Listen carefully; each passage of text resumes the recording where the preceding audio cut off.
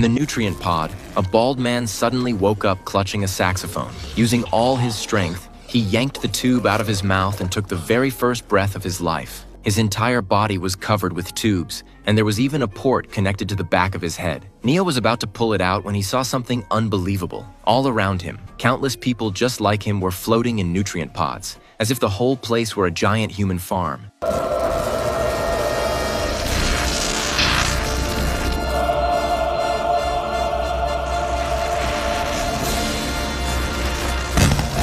Neo was terrified beyond words. His mind was on the verge of completely breaking down. Just then, a mechanical bug arrived to carry out its programmed cleanup task. It clamped onto Neo's neck.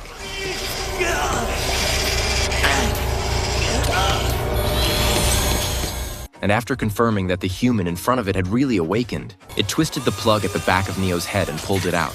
As the main connector dropped off, all the other tubes detached automatically. Then, like throwing away a piece of trash, the machine dumped Neo out through the waste pipe of the pod. After passing through a long sewer tunnel, Neo fell into a pool of wastewater. Just as he was about to drown, a ship quietly appeared. A mechanical arm reached out from the ship and pulled Neo back from the edge of death. Morpheus and his crew had finally found Neo's real body. Welcome to the real world.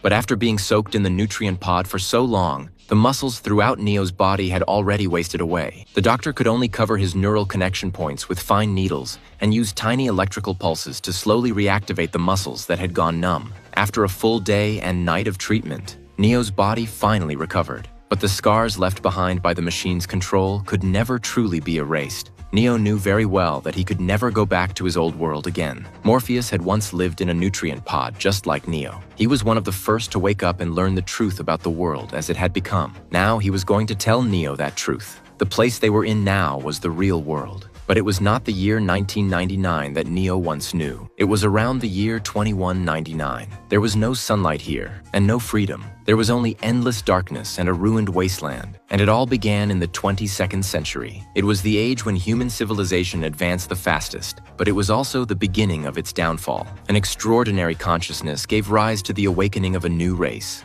In the desert, they built a homeland of their own, and that race was the artificial intelligence created by humans themselves. Little by little, humans began to feel threatened, and fear started to grow. So war broke out. To win, humans recklessly polluted the environment, turning the entire sky black, hoping to wipe out the machines that depended on solar power. But in the end, humans were the ones forced to suffer the consequences of what they had done. Even Morpheus could only sigh and say, "Fate, it seems, is not without a sense of irony."